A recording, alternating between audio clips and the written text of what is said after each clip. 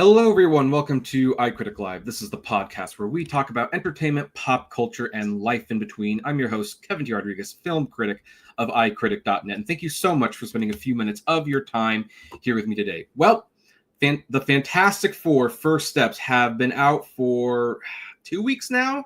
I would say it was 2 weeks ago where I did my little out-of-theater reaction. I also printed my print review on iCritic.net. You can read it there if you want, or Letterboxd. But, superhero movies are definitely a lot more fun when you can talk about them with other people. And since I'm pretty much a middle-aged man, I know it doesn't look like it, but I am, I decided it was going to be a fun idea to invite one of my other middle-aged friends from the YouTube channel Family XP, Michelle, to talk about Fantastic Four First Steps with me. Welcome, Michelle. Hi, thanks for having me. So I guess the first question of course, everyone wants to know right from the get-go is, did you like it?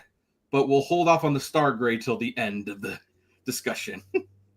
Okay, yeah, I liked it a lot, more than I thought I was going to, because I feel like Marvel's had some flops recently, but I thought this one was a really good one.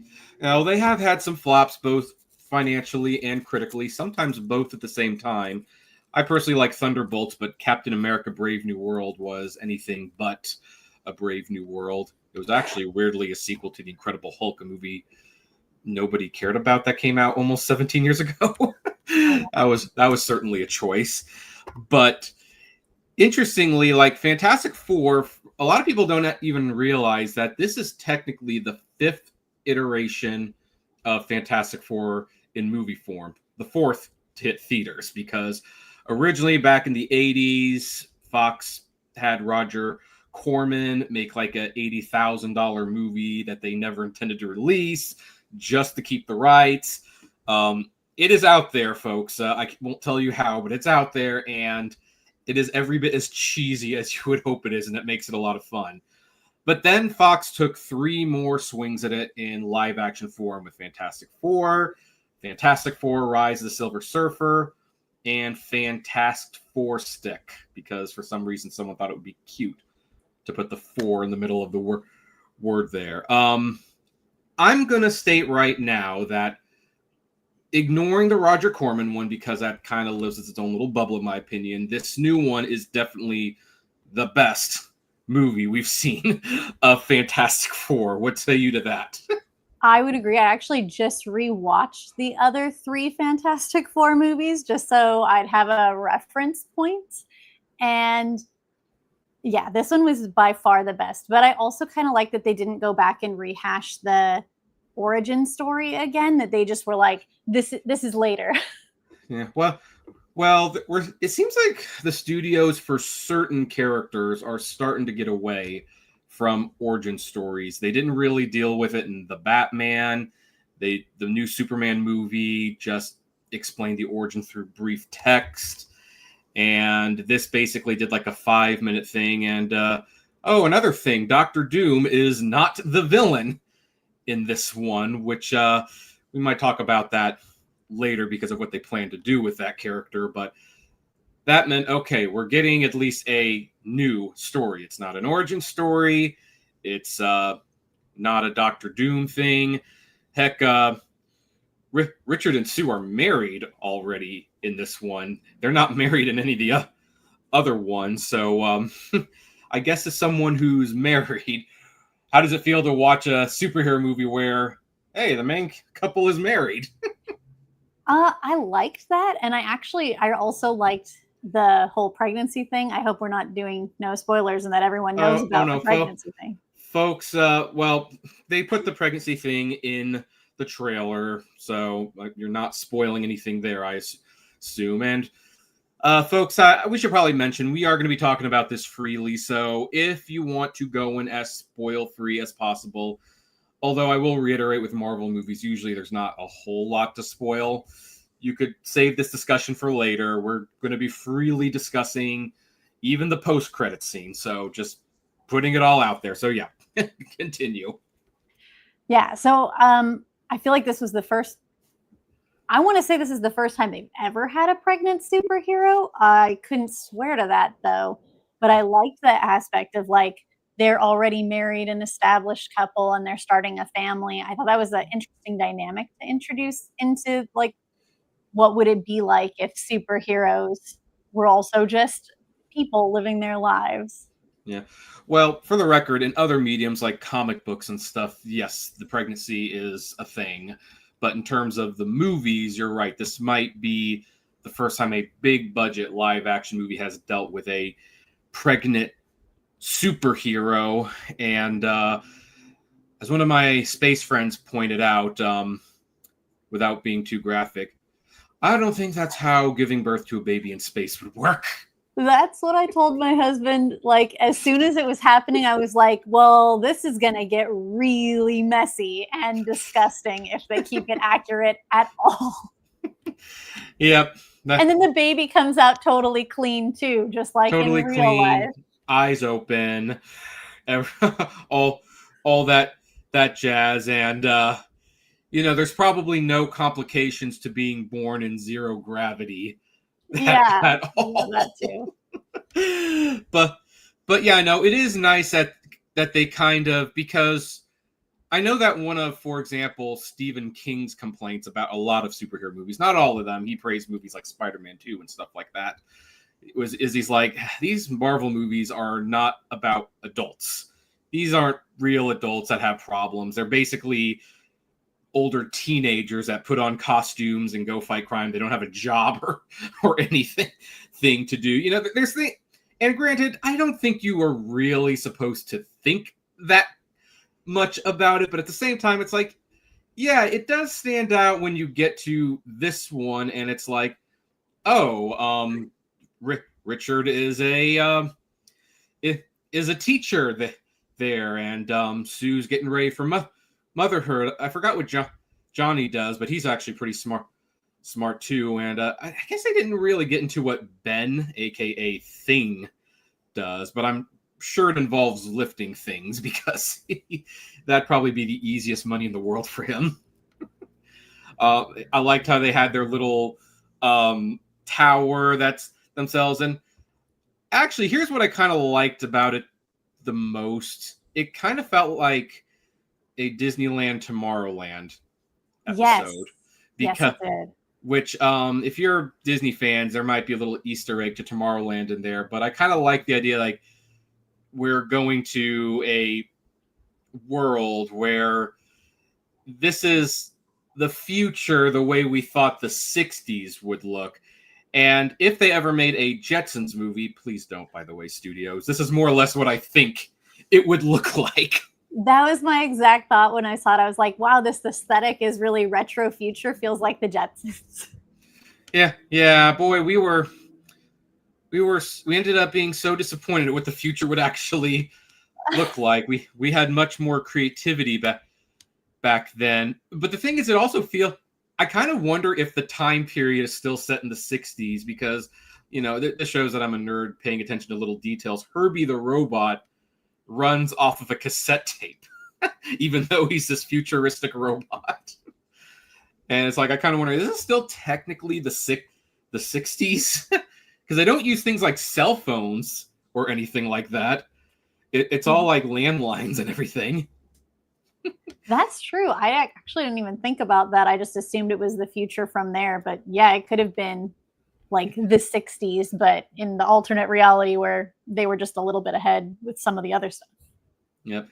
Another way I can tell this was from the 60s is that one of the ways to potentially save the world is for the entire world to band together and just give up a little bit of sacrifice for the greater good. And I was like, well, that's how I know that I'm living in a fantasy from the 60s. That's my one political joke for the show, folks, I promise. Well, it also kind of seemed, I think they mentioned that their space flight was the first time humans had gone into space, and then they ended up getting the powers, and it kind of seemed like no one had gone into space since. But I'm not 100% sure that that's what they were trying to portray. I think that is what they were doing, and that's one of the reasons why they called it Earth 828, I think it was, because well, first of all, Marvel introduced the multiverse thing, which, that was an idiotic idea. I don't think they should have really done that. But by doing that, they were kind of like, okay, we can do the Fantastic Four in their own little universe. It's not tied to anything else yet. And it can just be a standalone movie, which honestly, I kind of feel like that's kind of been one of Marvel's big detriments, is that, and I knew this years ago, Marvel was essentially creating TV. But as with any show that goes on for more than 10 years, at some point it gets harder to keep track of everything. And then you get to a movie like the Marvels, and it's like where they're throwing in, you have to watch the TV shows and everything to get what's going on. It's like, I think we're overthinking this just a little bit. This isn't fun anymore. This feels like work. Yeah, too much. And Fantastic Four didn't feel like work. For sure. Right, but Fantastic Four felt very much in its own little bubble, so I actually appreciated that. And this kind of almost feels like the year of fresh starts for the superhero genre, because DC basically started a whole new universe with Superman. It's like, okay, forget all those sunnyless, joyless films that we made over the last decade or so. We're starting over, and here's a nice Superman, here's a clean Superman, and now we've got Fantastic Four. While Marvel's not restarting the MCU, they are pretty much saying, okay, folks, this one, you don't have to know anything else. It's just Fantastic Four. Enjoy. And by the way, it's going to be more fun this time, too, because even though I enjoyed Thunderbolts quite a bit, actually, it was kind of like another reminder, like, are we starting to take ourselves a little too seriously at this point? Yeah. So I don't know. For the record, did you see Thunderbolts? I did not. I also didn't see Superman. Oh, okay, well, for the record, folks, I do think Superman's a slightly better movie. Superman got 4 stars, and this got a little less than 4 stars, but not that much less. So we've been watching more movies lately, but I still have to kind of, it's more on the kids' movies, because that's what I can take my kids to. Okay, so that actually would bring me up to something that I think you would be kind of fun to talk about, because I sometimes feel like I'm one of the few reviewers that actually will once in a while comment on the rating of a movie. And folks, I don't know when we decided that PG-13 rated movies were acceptable family entertainment. When I was young, my parents were hesitant to take me to PG rated films. They wouldn't dare take me to a PG-13 film. And that's why when you see parents upset at like Doctor Strange and the Multiverse of Madness, they're like, it's really scary. It's like, no kidding. It's PG-13, 13 and up. You read the description. This Fantastic Four movie is rated PG-13, but I feel like this probably could have been a PG film, in my opinion. What say you? It probably could have. I didn't take any of my kids to it. This one is 6, so she probably would have been scared by Galactus, even though it was pretty mild. Yeah, but if she was like, say, 8 or 9, do you think you would have had an issue with that? I think it probably actually would have been okay. Overall, this one wasn't really that overly violent. No, it wasn't. It was very colorful. Even Galactus like doesn't have like a lot of like super dark moments. They go to his home in space and it's a little dark there, but even when he's destroying the city, it's all sunny and everything. Oh, and they've already actually evacuated people, so he's not even killing people. He's just taking out buildings, which is pretty clean way to do it. Dare I say it? I can't remember a superhero movie in a long time that has thrown as few punches in the movie as this film has. I thought so too. That was one of my things that I said after the movie. I was like, overall, I liked it, but I thought it was interesting that like the entire time it's like, how do we solve this with science, as opposed to how do we solve this using our superpowers or strength or whatever? And they really don't do that much fighting. It's kind of just the end. Yep. Now, as a mother, because I'm not a father, and I am actually kind of surprised more people do not debate this aspect very much, even though it takes up a pretty big part of the story where basically everyone is given a chance to live if they give up the baby. Spoiler alert from someone who's read the comics, they're probably going to wish they gave up that baby. It's later on down the road. But here and now, he's just a baby. Okay, I totally understand the parental desire to say that that's too high of a price, but I also understand the logistic. It's like, well, you're putting the entire world at risk for one child. As a mother, how do you wrestle with that concept? That was another one where I said how incredibly accurate that is exactly what the people would be saying. Like, are you kidding? It's one kid versus the entire world. Give up your baby. And at the same time, how incredibly accurate that the family would be like, no, this is our child. Like, I wouldn't give up one of my kids. I'd give up myself if it was in that case, but obviously that wasn't a choice there. And I feel like that was kind of what the Silver Surfer said, where she was like, I made that sacrifice and your son would too if he had the, he was old enough to do it. Right. And they tried to sacrifice themselves, but Galactus didn't want it. Interestingly, this is the second time Marvel has approached such a topic. The last time with Avengers Infinity War, where Vision rightfully points out, you should really just, if you destroy my stone, Thanos can't get it, and therefore he can't do the snap. And Captain America basically said, we don't trade lives. And a lot of people said, dude, guy's going to destroy half the universe. This seems like a sacrifice that's worth making. And so everyone was kind of going like, well, that shows the extreme side of Captain America, that he just can't see that this really is the best solution. But it takes on a new life when it's a child, doesn't it? For sure. Especially when it's your child. And I will admit, when Sue brings out little Franklin and introduces him to all the people and basically forces them to kind of see what they're asking them to do, it's like, okay, maybe that scene wasn't perfect, but it was handled much better than I expected it to be handled. I mean, I think the fact that she only addresses the people directly in front of the building is kind of like, they probably should have had a news event where she could have done that, but I'm sure it would be more impactful to the people seeing, like, look at this baby. I think there's something, babies are magic. And if you see a baby and you were like, really? You want me to give up this baby? Like, I think people would kind of understand, like, oh, this is a real human baby. Mm-hmm. We can't ask that of them.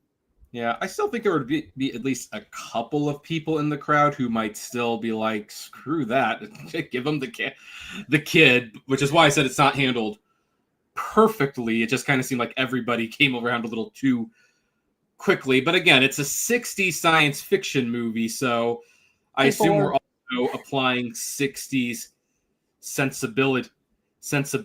And by the way, in this universe, segregation doesn't seem to be a thing, so they're far more progressive in their 60s attitude than we were even in our 60s attitude.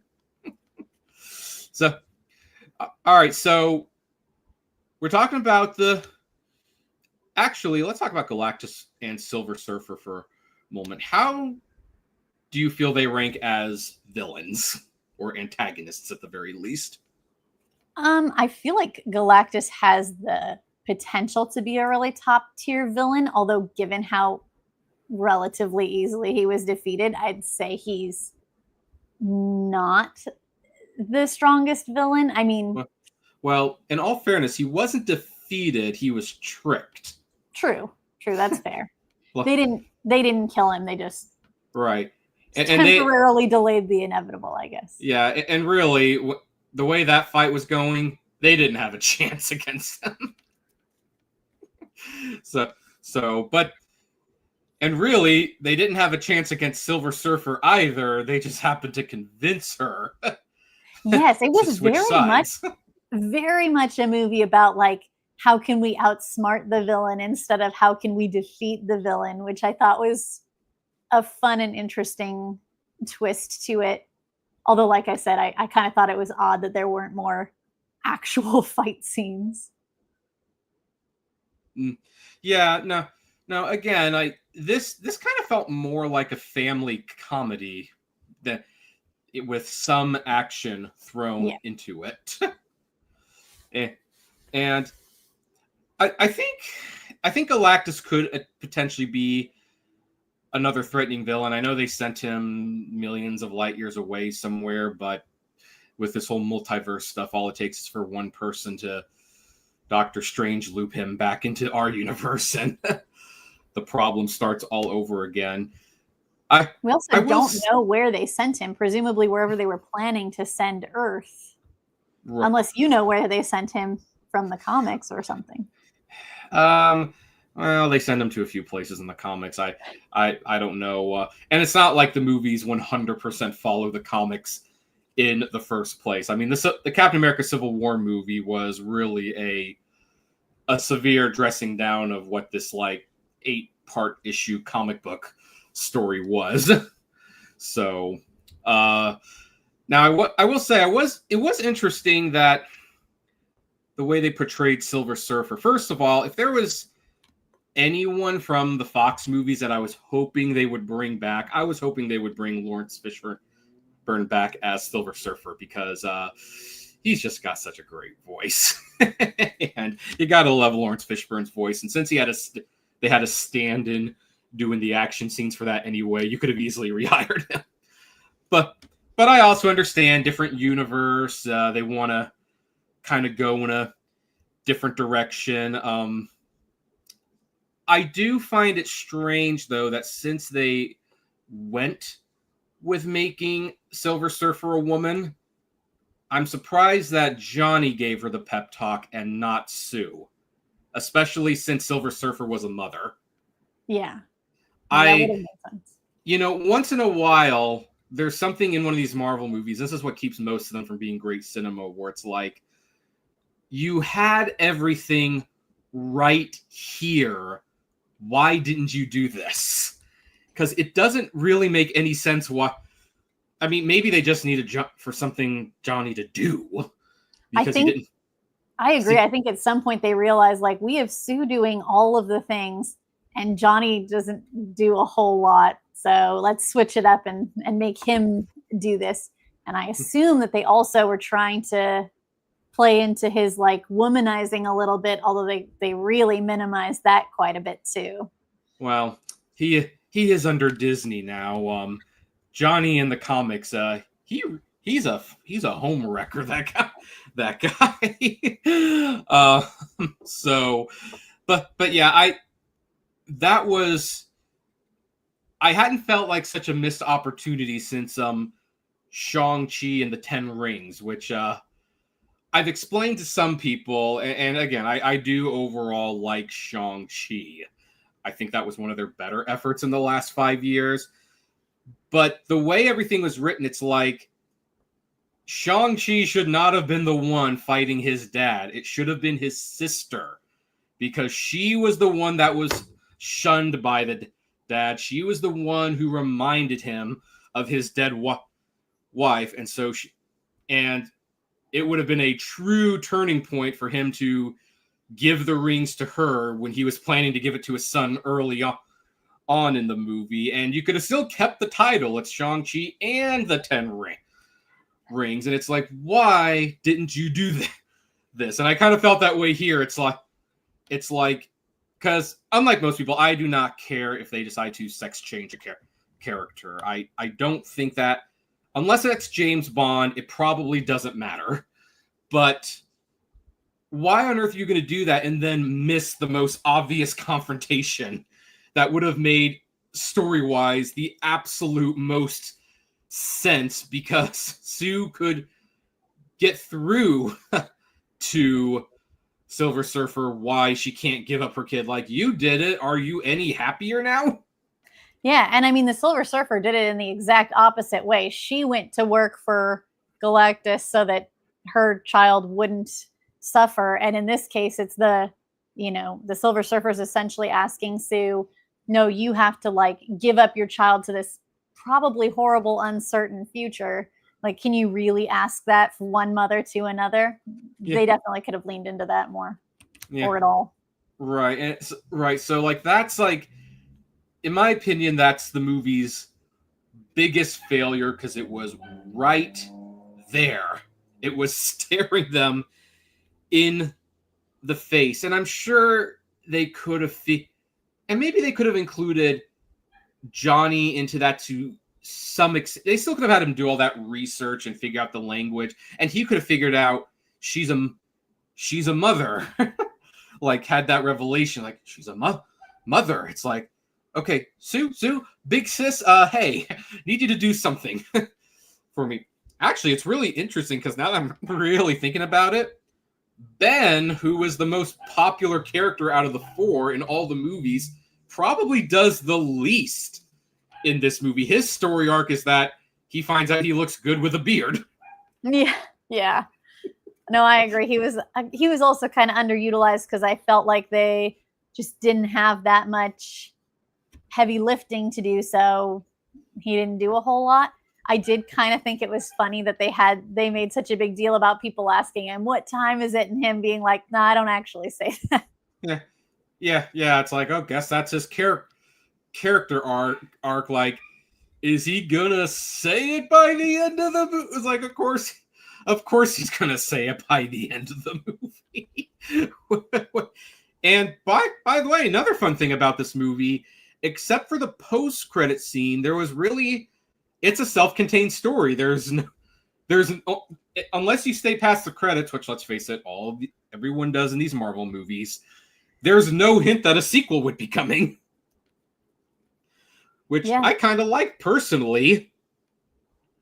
Because I get kind of tired with some of these superhero movies, especially like the mediocre ones where it's like they spend the whole time hinting like, we're going to make an awesome movie next time, but you're going to just have to stick with this one until we make that. Yeah, I've definitely felt like that with some of them too, where it's like, this is just the setup, and now you have to wait for the good movie that's coming. Yeah. So now I saw the movie in IMAX 3D where like the picture was expanded and everything. I'm going to take a wild guess. Did you and Mike see this in 4DX? We did. We see almost everything in 4DX these days. I knew it. So you must love your Regal Unlimited card. For sure. That thing is great. Yeah. Yep. By the way, AMC is going to be adding 4DXs to their theaters next year, so I might end up getting rid of my Regal card if that happens, because I don't usually see more than 4 movies a week. But we'll have to wait and see. There's other advantages to having both.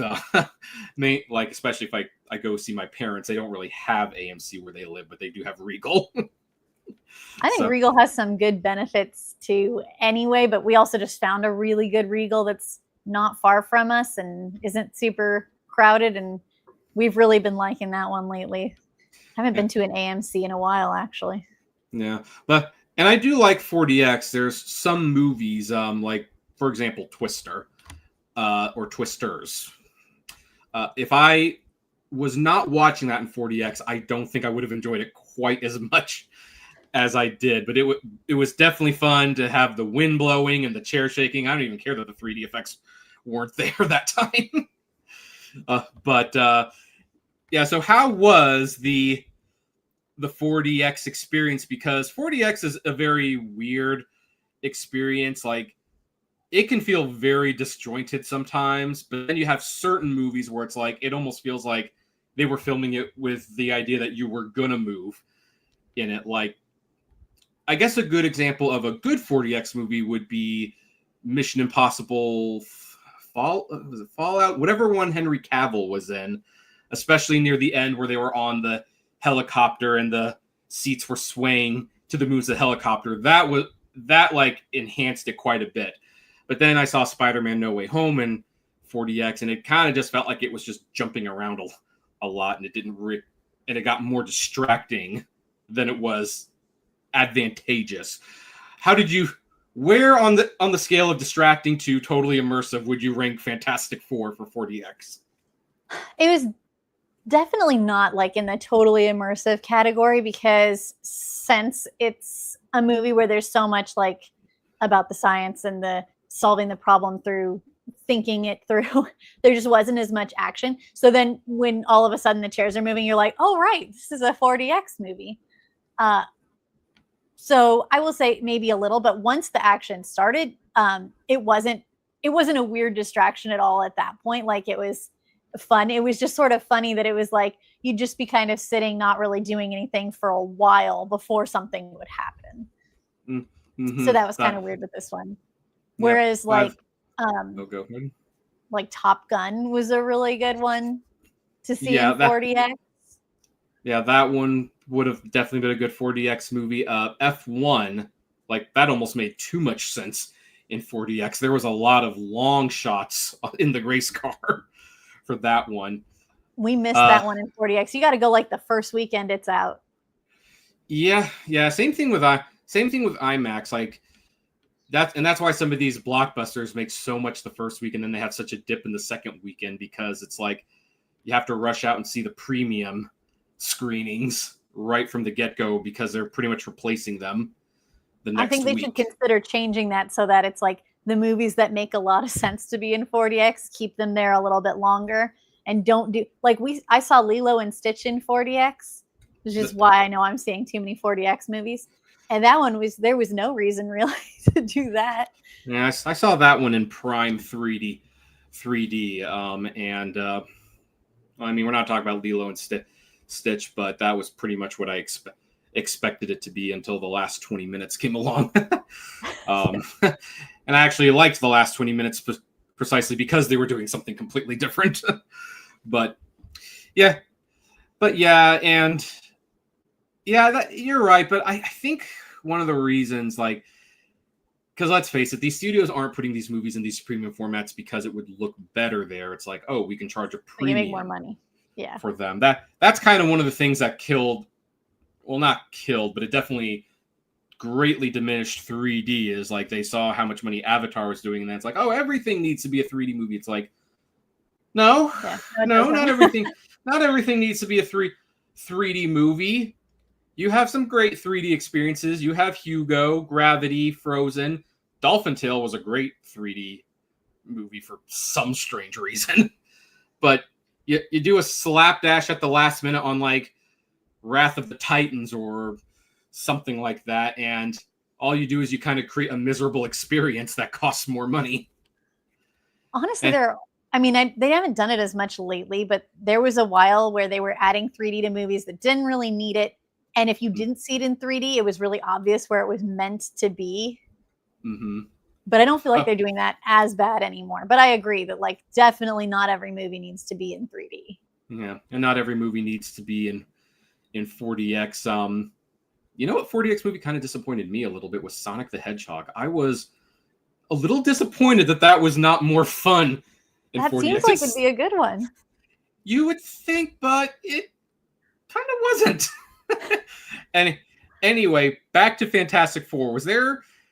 We already talked about the Silver Surfer speech thing and like how that was like my least favorite part. Was there things about this movie you did not like? I think for me it was just that I kind of wanted there to be more action. I thought it was interesting. They talked about in the intro scene where they were talking about the whole backstory and explaining how they got their powers. Then they talked about like, you know, how they fought the mole people and the mole man. Like they talked about some other villains that they'd fought. And I was like, it's so weird that normally I feel like when there's a superhero movie, they have to either fight the villain a couple of times before there's like some sort of a resolution, or they have to fight like a couple of minions before they fight the main villain. And it's not really like I didn't like this about the movie. It was just sort of I really expected there to be more of that. That was kind of weird. But I really liked what they did with in the big scene with the fight, how Sue ends up like getting that extra push. And I like that they kind of leaned into the idea of like, you know how parents, when their children are in danger, they can get that adrenaline rush and do crazy things like lift cars. And So I felt like that is what they were leaning into on that one. And I liked that. Yeah, well, that's a standard superhero trope. Was not a fan of the death fake out scene, although I kind of have mixed feelings about death fake outs, where it's like, first of all, I think it takes away from the death if they revive him like a minute later. And secondly, and this is more of an issue I have with like kids movies like Frozen and things like, and Tangled and things like that, where it's like, I don't think it's a bad thing for kids to know the weight of death. Like, I know that The Lion King was traumatizing for a lot of kids, but it almost seems to be sending like a worse message if you watch all these movies where someone dies. It's like, oh, well, they can come back because they come back all the time. They didn't bring Anna and Elsa's parents back in Frozen 2, though, so at least there was that. I mean, there was some finite death in there. Yeah, that's true. But that's why I kind of like things like that, even in superhero movies like Fantastic Four, especially since it's like, we already know they're going to be in the Avengers movie. She's not dead. Yeah, it was pretty obvious. Why are we playing that's this? What was going to happen? Right. So, right, exactly. So, I actually didn't. Now, go ahead. Like, I didn't think that they needed to do the whole like, oh no, she exerted herself so much that she died thing. Like, it was clearly just so that they could have the baby have powers. But I did like how the baby clapped afterwards. So cute. Mm-hmm. Right. And I kind of liked the way that the baby's powers came about in The Incredibles more. And they didn't need to resort to anything cheap there. But yeah. That was a cartoon though, so it was a little easier. Well, I think Brad Bird. I guess that, I mean, yeah, they could have made the baby on fire or whatever. Yeah. So now let's see here. Let's talk about Pedro Pascal for a moment, because he was the big controversial casting choice for this movie. I don't really know why. I sense there's just a lot of people who don't like that he seems to be in everything. Heck, I just saw him a couple weeks ago in a movie called Materialists. One of the best films I've seen this year, by the way, folks. But like, okay, yeah, I understand. He's in a lot. I get it. And people had like their own fan casting ideas. Like, I know a lot of people really wanted John Krasinski to play Mr. Fantastic. I could have seen that. That probably would have been cool. But personally, I think Pedro Pascal did a great job as this Reed Richards, like middle-aged family man, established in life. I don't know if it would have been wise to hire some younger cast members for this movie, which they typically do because they want them to make movies for the next 10, 15 years. They'll probably get 5 or 6 years out of this cast because they're all fair. They're all, I know we're talking like 40 here. I'm 40. It's like, but think about it. These are physically demanding movies, and they take 2 to 3 years to make each. I don't know. What did you think of Pedro Pascal as Mr. Fantastic?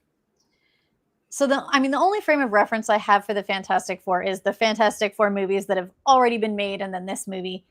And I don't have any frame of reference from comics because as much as I love superhero movies, I've just never really read the comics.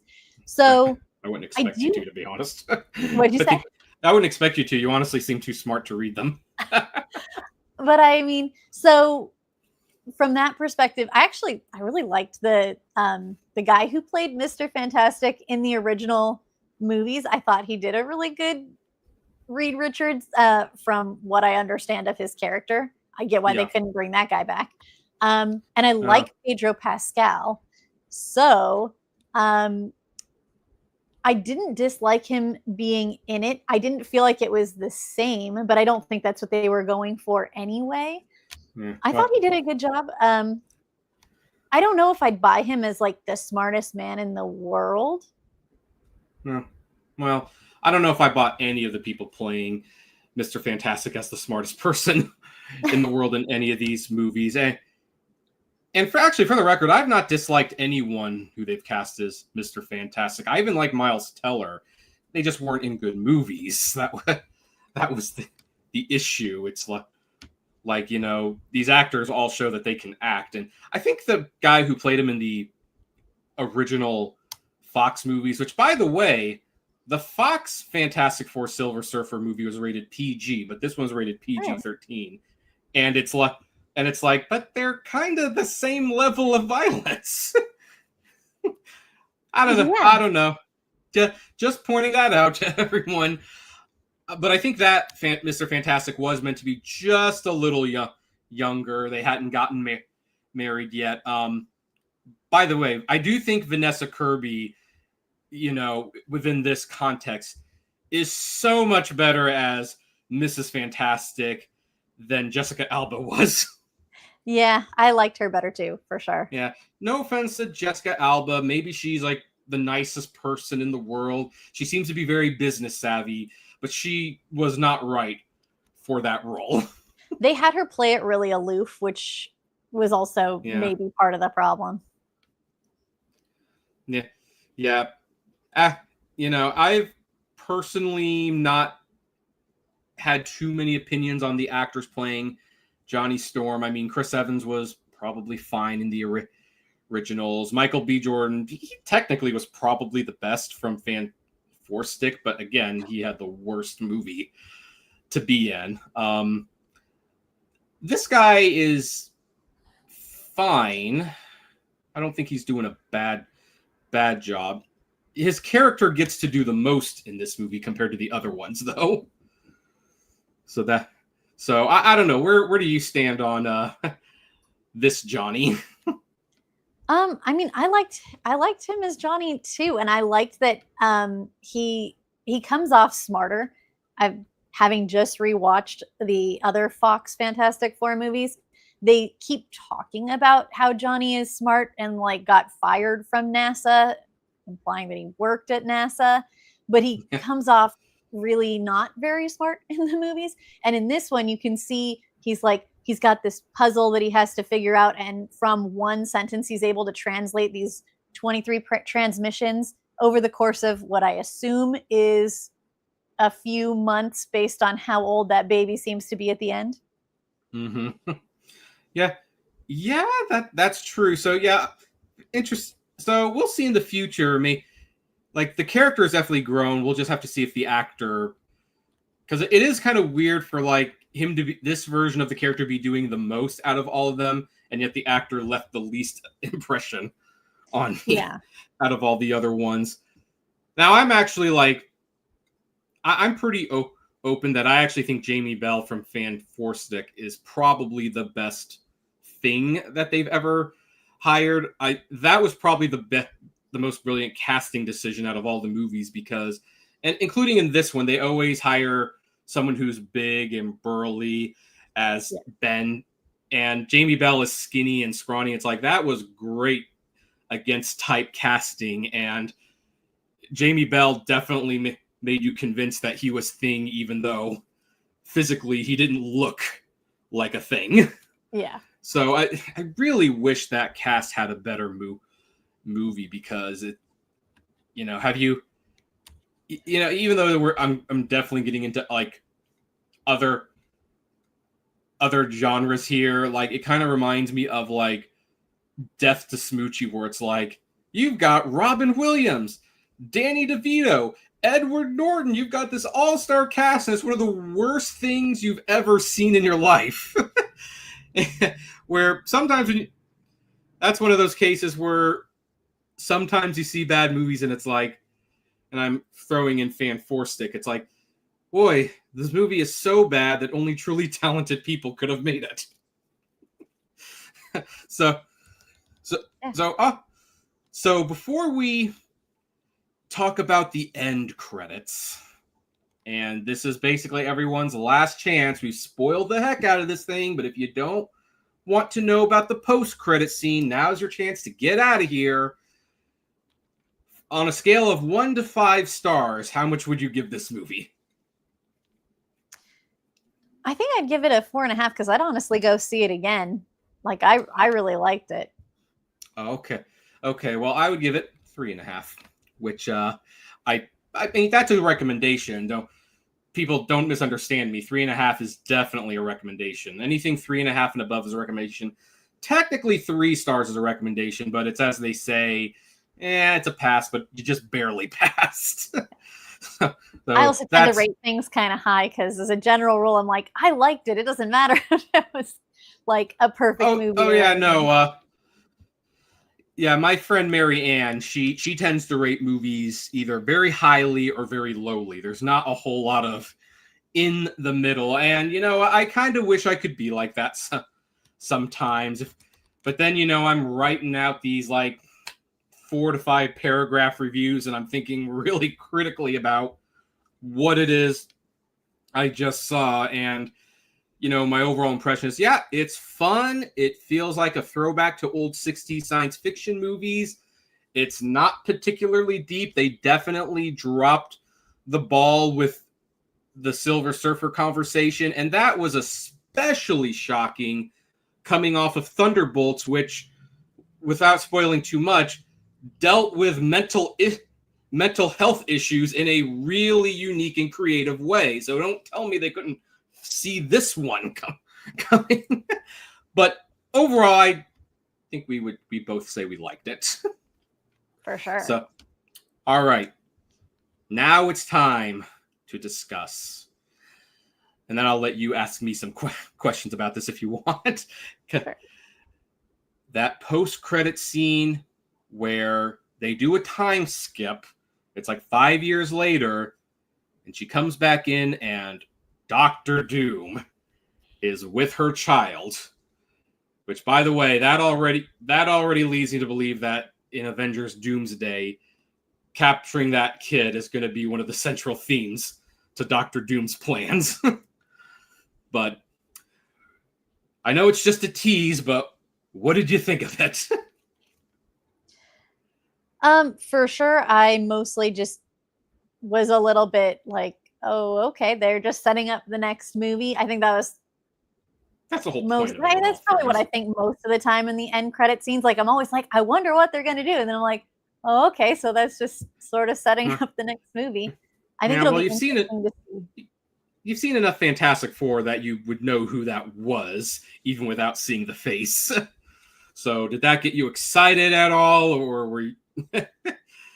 I think it will depend. I have no idea what they're doing with Dr. Doom, but like in other Fox movies, he was like essentially the Invisible Woman's like ex-boyfriend, sort of, / Reed Richards' main rival. So I feel like are they going to do that, or are they going to make him like a more like a wizard scientist guy, like I have been told he is in the comic books? Yeah. Well, in all fairness, this movie didn't give him any context whatsoever. So we have no idea. Yeah, we don't know what the history is going to be. We do know who's playing him, though. Robert Downey Jr. Oh, yeah, I feel like I heard that. I didn't know that from that scene. Yeah, and apparently that was actually him in the costume, which leads you to believe that scene might actually be in Avengers Doomsday. Because why would he be on set if you're not even going to see his face? In fact, I'm going to predict that actually might be the opening of Avengers Doomsday, that scene. because that would be like the big reveal. I have very mixed feelings about them hiring Robert Downey Jr. for Dr. Doom. It's like, no, I don't know. It's like, if you weren't paying him $20 million to do these 2 movies, you probably could have hired someone else and properly built up the villain to be the next big bad guy instead of basic. And this is where they're going to do that whole multiverse thing. He's going to be a Doctor Doom from one of these universes, and then then probably the real Doctor Doom will be introduced in the future Fantastic Four movie. So we'll just have to see what happens with that one. So did you have any questions for me that we didn't go over on this movie? I hadn't really thought of questions. If you have none, that's fine. That's fine. I know that I tend to talk a lot and I go through the gamut of things. Yeah, I feel like you covered quite a bit of it. And I'm kind of surprised that you were okay with like the whole gender swapping of the Silver Surfer. I didn't actually know whether it was supposed to be male or female because, like I said, haven't read the comics. So I was like, maybe it's one of those, like, it's more of a position as opposed to a person, you know? The Silver Surfer has typically been portrayed as male, for the record. I don't have issues with gender or race swapping for the most part. I just, it's like, well, again, unless it's James Bond, because it's like, no, you can't. James Bond is a womanizing louch who's good with weapons. Like, that is his character. You can't change that too much. You could probably make a black James Bond, and that would be perfectly fine. Heck, he could be an Asian James Bond, and as long as he's, flirting with the girls, that's James Bond. But like, you can't make him Jamie Bond. But yeah, but yeah, I was. So again, I didn't mind the issue of that, but it kind of goes back to the same problem. Like, I don't know why they made the change if they weren't going to have Sue and her have the conversation, because it seemed like that's why you would make that change. Yeah, I'm inclined to agree with that they were sort of exploring the concept of motherhood with both of those characters, and then that they didn't have them discuss it in the movie. A missed opportunity for sure. That seems like the biggest miss since the Shang-Chi finale, but whatever. But yeah, no, that stuff doesn't. That stuff just doesn't bother me. Did you feel like the movie was like when it was marketed? Did you feel like they were trying to make it so that Sue was the leader of the team, and then whether you felt that way or not with the marketing, did you feel that way by the end of the movie? Here's the funny thing about marketing. I typically don't watch it until after I see the movie. Oh, interesting. Okay. I do this for a few reasons. One, I think the previews spoil way too much, and two, I've got Regal Unlimited and AMC stubs. This doesn't cost me anything to see, so why would they need to sell me on seeing the movie? So all I saw was the trailer after the movie, because sometimes I am curious how they sold it, and sometimes that will factor in my review. Like, I'll actually bring up material lists again, because when we went to see it, we all agreed it was a great movie, but the friends that we went to see it with commented that this was not what they were expecting. They were expecting something completely different. So, of course, I watched the preview, and it was like, oh, the preview made it look like a Bridget Jones's Diary romp. The movie wasn't like that at all. The movie was actually very serious.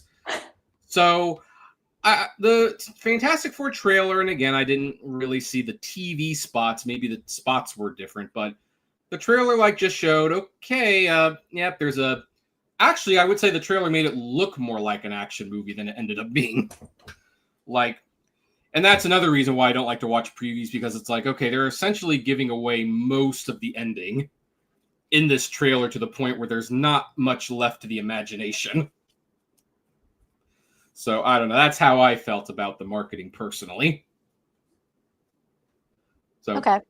Yeah. I mean, so I actually didn't watch that many trailers either. I mean, I knew the movie was coming out, but it's more that I had kind of heard that people were complaining that it was going to be that Sue Storm was the leader. And I didn't really feel like that by the end. So I was just kind of curious if you felt like they overdid her character. I actually thought that she and Mr. Fantastic complemented each other really well. And I liked that they were she's the diplomatic one. He comes up with solutions and is the smart one, and she's the one who's like good with people. Well, I think she's the emotional centerpiece because he's so logical. He misses some of the human elements of things. I actually think, insert "gosh, women are so emotional" joke, but she's definitely the more emotional of the two. She will not entertain the idea of giving up her baby, where her husband is like, well, it's logical, the solution is there, and she's like, how dare you even think about that? Like, is something wrong with you? I think I could relate to that, like that exact feeling. Like, nope, doesn't matter, not at all. Would never consider it.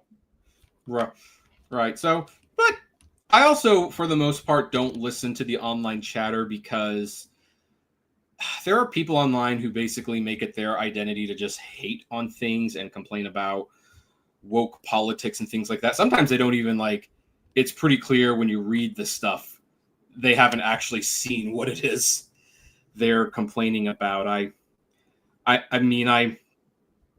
I'll use Superman just as an example because there's so many vocal Superman fans who wanted more of the Zack Snyder Man of Steel than this new version. They're going like, Superman, we hear it's going to tank, was $56 million. And then it's like, oh, in 16 days, it's made $500 million. They're like, oh, it needs to make $750 million to break even. And it's like, looks like it's going to make that. Like, so they tend to move the goalpost for the rage clicks. I actually subscribe to a couple channels, and it is amazing because they complain about this stuff all the time, how they move the goalpost to justify that I was right to be worried. Like, the issue with Star Wars: The Rise of Skywalker was not because it starred a female Jedi. The issue is that the story made no sense. And then the ironic thing is, like, a lot of those people also hated The Last Jedi, when, as someone who watches, I don't know how many science fiction movies and who's seen how many Star Wars, that's actually one of my favorite Star Wars because it's not like the other Star Wars movies. It's like, yeah, we've been making these Star Wars movies for 40 years now. Maybe it's time we do something a little bit different.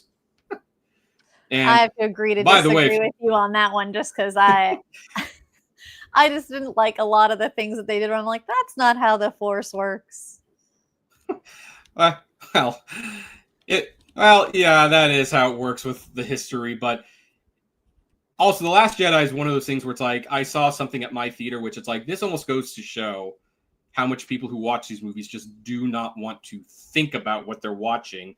Where someone put a sign on the ticket thing, and it says, in Star Wars: The Last Jedi, there is an extended scene where there is no sound in the movie. This is not a projection error. This is a stylish choice by the director. So please, like, essentially don't bother us with this. And it's like, and that scene wasn't that long. It was like 20 seconds. It's like, really? Are Star Wars fans so predisposition that Star Wars has to be a certain way that when they do something like have silence for a few seconds for dramatic effect, they just can't wrap their head around that?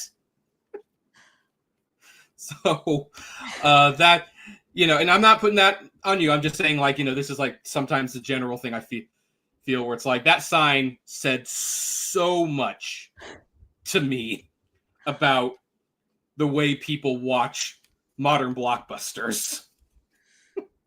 I will say that. I mean, that's a funny sign. That was almost as funny. I mean, that was a pathetic and funny sign. But I saw another sign for another movie I love that was funny, but it also made sense. It was for The Tree of Life, which I don't know if you've seen The Tree of Life, but anyone who has seen The Tree of Life will know that is definitely an experience. A very spiritual experience, in my opinion. That's one of my favorite movies. But that movie is not made in a conventional way. And the theater after I'd seen it, I went to a theater, they were still showing it. and they had a sign up that said, Terrence Malick's The Tree of Life is a unique motion picture experience. It visualizes the battle of grace and sin in a unique way that is not like any other movie you are going to see. It's like when you see The Tree of Life, you are going to be seeing something truly different. No refunds. Oh, that's a good one. I'll have to see it. I don't think I've ever seen that before. Yeah, no, that's a 5-star movie for me, and I picked it as the best film of the year that came out, and I've shown to several people. It is amazing. Here's the most interesting thing about that movie. I noticed that that's a movie that Christians tend to get more than people who are not spiritual. Like, if you have like a spiritual belief of some sort, The Tree of Life really seems to click with you. But if you are a logical person and you believe in science and, straightforward facts and things like that, that ends up being a movie that those people go like, what the heck did I just watch? So I have never seen a movie that has created that kind of polarizing reaction. No refunds. And by the way, folks, The Tree of Life is a better movie than the Fantastic Four, but it's also not remotely the same kind of movies. I'm just pointing that out there. This is also why I have to explain to people why movies like Superman get 4 stars, and it's like the same star grade that something like Challengers gets, and Challengers is clearly a better movie. And it's like, nope, the star grade is suggestive. It's not absolute. If you're asking, what if someone recommends Superman, you're not asking me whether I recommend it compared to Challengers or The Tree of Life. You're asking me how I recommend it compared to Thunderbolts and the Fantastic Four. And it's like, well, Superman's 4, Thunderbolts is 4, and Fantastic Four is 3.5. Oh, and by the way, the first Fantastic Four movie from Fox was 2 stars, and the sequel and the Fan 4 stick were 1. So I would say Marvel definitely improved this one out. But I think that's a good place to end the discussion. Michelle, tell us about your YouTube channel. So my YouTube channel, it's kind of broad reaching. We tend to talk about like travel, theme parks, but then also movie reviews from like a family friendly perspective. So everything is pretty much kind of keeping in mind that we are a family doing these things. So it's like how we travel as a family, how we do our finances as a family. And a lot of this stuff is also applicable to just kind of everybody. But some of it is definitely like, I went and saw this movie with my daughter, and what did we think of it together versus like, like I probably wouldn't have gone to see, actually, maybe I still would have seen Lilo and Stitch on my own, but because I could take my daughter, it was like, oh, well, let's see what we both think about it, that kind of thing. Mm-hmm. And we also do some tech stuff, some of it specifically related to family. Like we have a video about using a sous vide kitchen robot, and I have my oldest daughter actually do the cooking. So she's 6, so that's the thing about the robot is it's really easy to use. Okay. So I guess I'll ask this question. I just thought of something. Did you take your daughter to see Elio or Looney Tunes The Day the Earth Blew Up? No, I had not heard great things about Elio, so I opted not to do that one. Oh, okay. Okay. Well, that's okay. I was just curious. I'm one of the few people who seem to have not liked Elio. A lot of people seem to like it, and I didn't care for it that much, which I wish I could recommend it. I'd like original movies to make money, but it's like guys, this one's not that great. Yeah. So I mean, to be fair, the stuff I've taken her to is like we saw the Little Mermaid remake because she loves the Little Mermaid and is just super into mermaids. And so of course she loved it because she loves mermaids, but we didn't go see Snow White because I also heard that one was not going to be good. And then we did watch it, or rather I watched it. and they weren't even interested in seeing it. So we'll see. I mean, we saw it when it came out on Disney Plus.